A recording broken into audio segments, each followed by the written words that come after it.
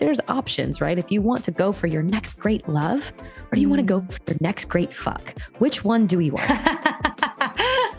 And did she say both? Because I feel like I would have said both. Well, no, because she wanted the next great fuck, come to find out. Okay. But so many women don't have permission. They don't give themselves permission to say that that's what they actually want. They're not ready for the next relationship. They actually want to learn about themselves. So when you go to coach people, what does it typically look like?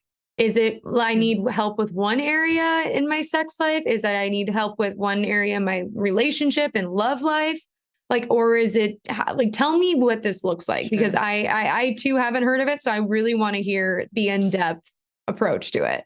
Yeah. So most people come to us, and I say us because it's not just me anymore. We have a whole team of people and professionals that work with us to ensure that we give really amazing services to our clients. So people often will come and they'll express some curiosity or some challenge that has to do with sex. But in order for us to even get to the thing that they're presenting, there's typically years of work for that person or those people to do. Okay. That has really nothing to do with what they're presenting. So in order for us to even get to bettering the thing that they are presenting, we must go into child work. For us, I don't work with people on their trauma, but I work with it. And the difference is people don't come to me and say, I've had this traumatic thing.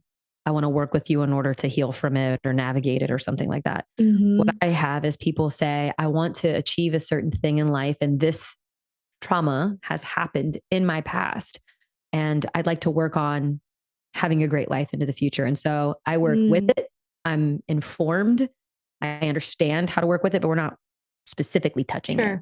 We're not going to go back into the thing and process out. And that's not my personal area of focus and expertise, though I do have people on my team that is something that they work with people on. Or wow. So I think that you get it. So for me, I can give you an example. So I'm getting ready to officiate a client's wedding.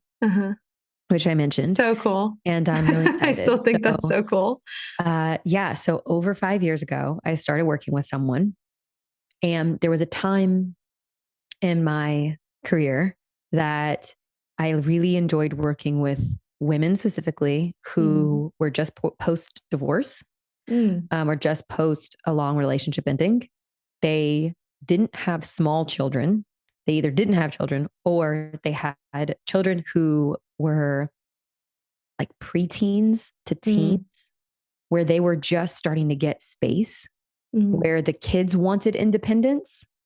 And so then it was having an effect on the single mom, where it's like, I have space now. And this relationship ended with my kids, if they had kids, father, ex-husband, or previous partner. So I really enjoyed working with them because they had this it was a mix between fear, nervousness, excitement, and the possibilities. I have a new opportunity for something different. What do I do? Because for a lot of people, when they get to that place, especially if they have children, if they wind up splitting, more often than not, sex or lack of sexual intimacy or lack of intimacy as a whole between the partners, they wind up just becoming roommates. They're good partners. They're good at logistics. Typically, if I were to ask, like, what was your sex life like? More often than not, I'm going to hear it wasn't great.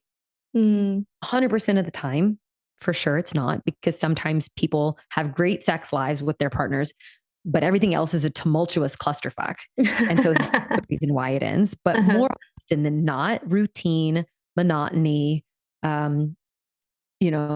there's a lack of adventure and novelty and all that. And so then they lose the desire to reignite and re-engage with their person. And to them, it just makes more sense. Like, the damage is done. They don't want to go back. They'd rather start over. Sure.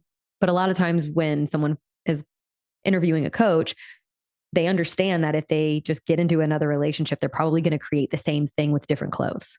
I see. Yeah. So possibly.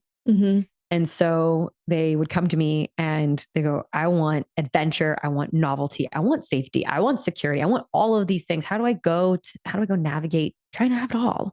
Yeah. And to me, I loved guiding because they got to have their accountability person, in me, but they also had someone hold them. Like they could go fumble and they could go mess up, but every week they knew they had someone to process it with. Yeah.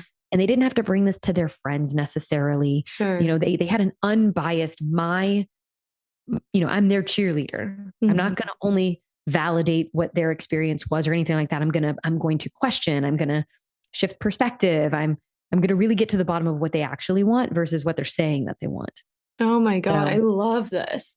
yeah. I feel like, I've done a little bit of coaching, but more for my own like self journey and my mindset shifts and a lot of what I walked through as a kid in my childhood and how it impacts me in business and as a leader.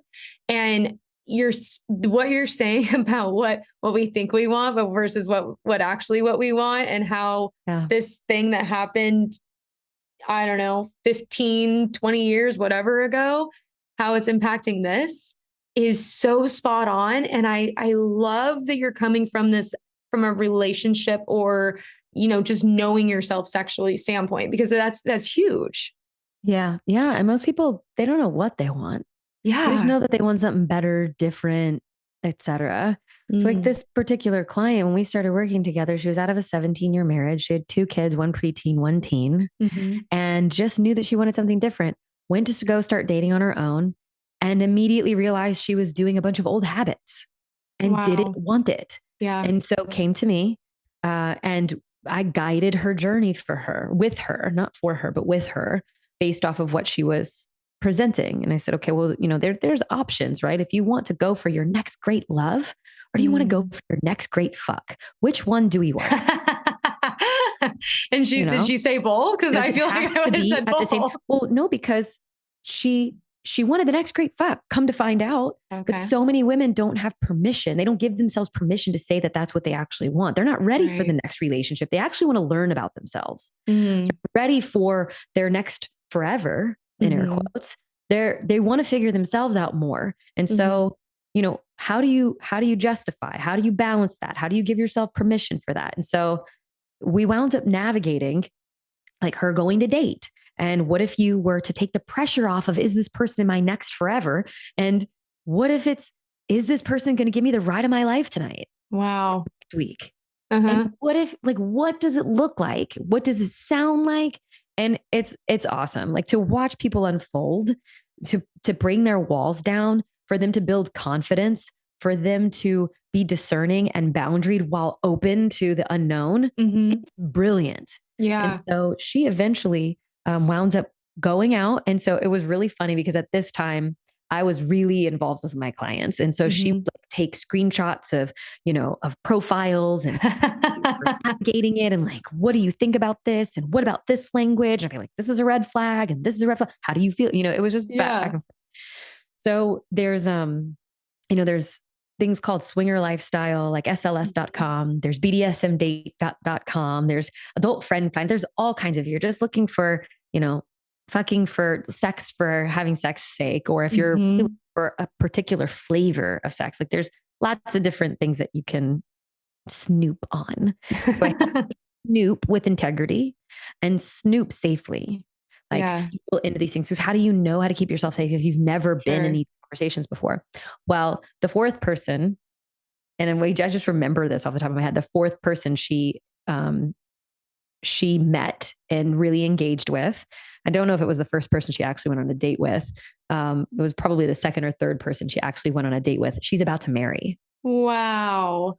And she met on one of these sites and they started a relationship that was very adventurous and very exploratory and was just hot, heavy, and a lot of fun. And then I was her coach in the next season where they decided to actually be a couple, which meant that the relationship that they initially started in a lot of ways had to die in order for the foundation to be laid for what they were choosing to step into next. So grieving. And there was the possibility of new birth. And so now I'm still with them and still private clients of mine. And we're over 5 years later. And about 4 months ago, they asked me if I'd officiate their wedding in Aspen. Oh So my gosh. they're looking at how do we create, and both have been married before, how do we create a marriage, knowing what we know now about how these things can end without thinking that I'm just partnered with the right person, it's all going to work out. Mm-hmm. Not really how it goes. It's how about I learn from, it's not mistakes, just learn from my past. Mm-hmm. And how do I use that to create the foundation of what's next?